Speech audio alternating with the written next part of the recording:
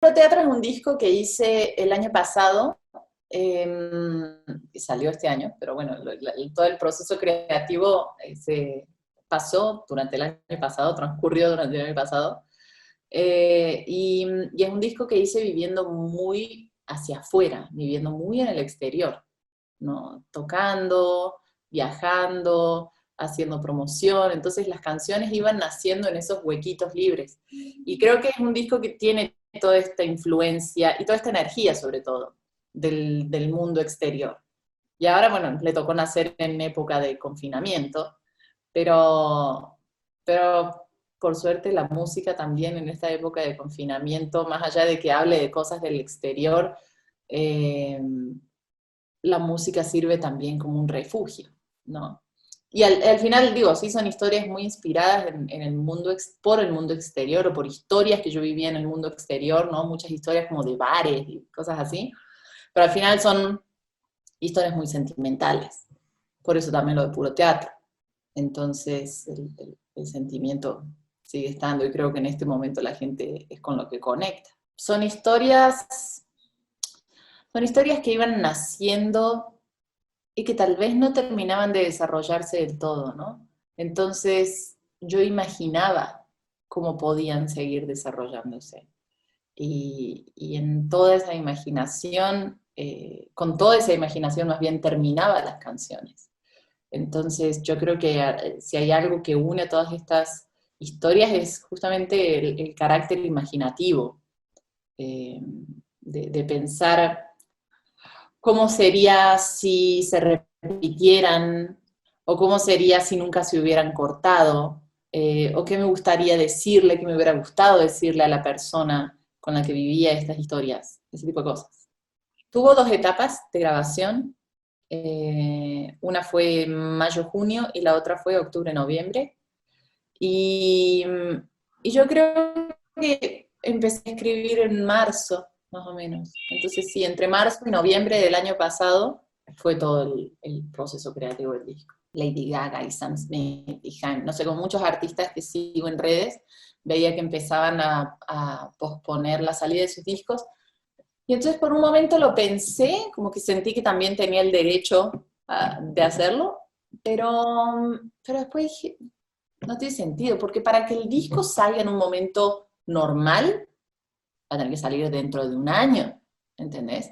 Y yo no podía frenar el proceso, porque venía sacando canciones de este disco. El disco ya había empezado su proceso de lanzamiento, porque saqué Si te alejas, te veo la salida, bailando lentos, copy-paste, todos esos eran sencillos del disco, que justamente se lanzaron con la estrategia de calentar el momento para llegar al lanzamiento del disco. Entonces, de repente, desaparecer por un año no tenía ningún sentido.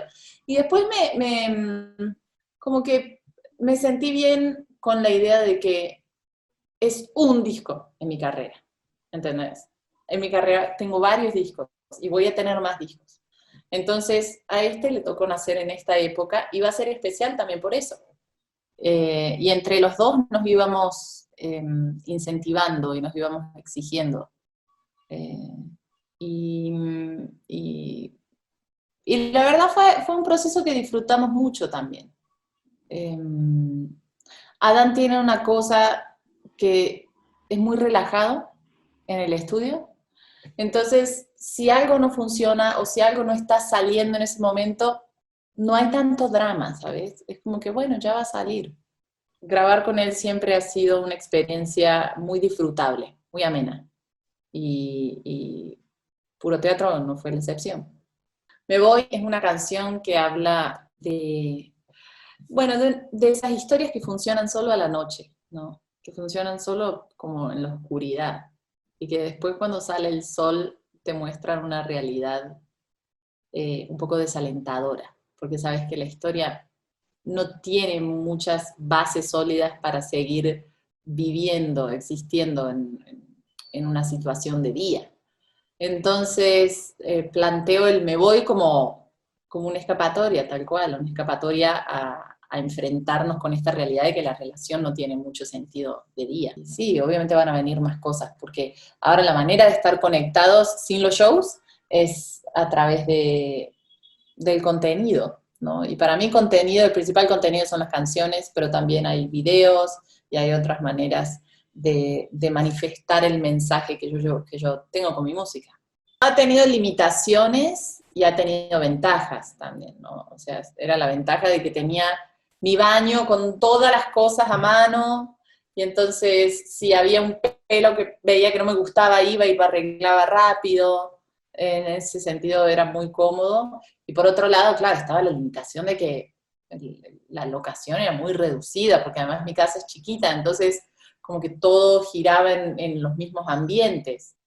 Pero me pareció también una experiencia interesante, así como la experiencia de tener un disco nacido en plena época de pandemia, tener un video nacido en plena época de pandemia, era un reto interesante.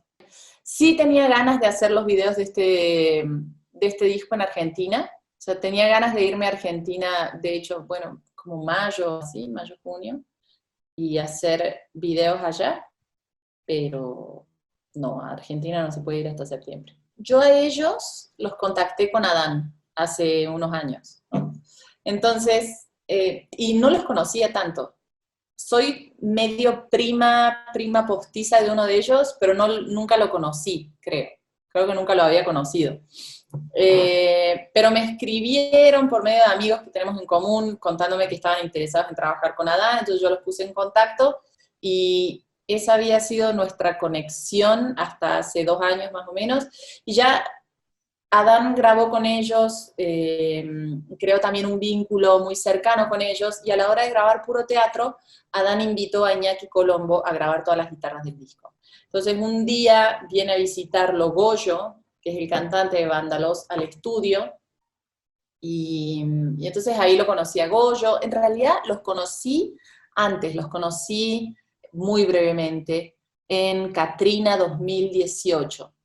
Catrina 2018 los conocí así, pero un rato cortito, y ya después, cuando Goyo vino al estudio, empezamos a charlar más. Obviamente con Iñaki también tuvimos la posibilidad de un intercambio mucho más personal con toda la grabación del disco, y ahí lo invité a Goyo, me acuerdo cuando vino a visitarnos, lo invité a cantar Bailando Lentos. Me falta eso, me falta viajar, y sobre todo estar en contacto con el público. Eso me falta mucho, ver qué vida adoptan las canciones, qué vida adoptan las canciones cuando las empieza a cantar el público, ¿no? Entonces eso sí me está faltando. Pero bueno, el tema de poder hacer entrevistas así desde mi casa también lo disfruto mucho.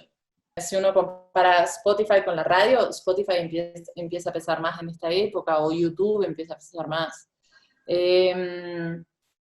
Pero creo que son conexiones diferentes, son maneras, son expansiones diferentes, porque la expansión que uno hace con un show en vivo es mucho más sólida, ¿no? O sea, cuando vos le cantás a una persona en vivo, la conexión que se genera es muchísimo más sólida, es muchísimo más duradera, ¿no? Entonces, bueno, desde nuestra trinchera vamos a estar haciendo lo que podemos, pero los shows en vivo sí son difíciles de reemplazar. La reflexión me parece importante, cómo nos obligó a reestructurar, cómo nos obligó también a pensar en comunidad, a ser conscientes de cómo estaban otras personas y a ser responsables también de nuestras acciones y cómo esas acciones podían afectar para bien o para mal a una sociedad en común. Entonces creo que ese es uno de los aprendizajes que nos puede dejar esta cuarentena, y en mi caso también, bueno, creo que en el caso de muchos. El tema del diálogo interno, ¿no? De aprender mm, a detectar las prioridades, ¿no? ¿Cuál es la prioridad? Porque también es cierto que estábamos corriendo mucho, ¿no? Entonces, ese freno forzado nos ha ayudado mucho a hablar con nosotros mismos, nos ha dado ese espacio.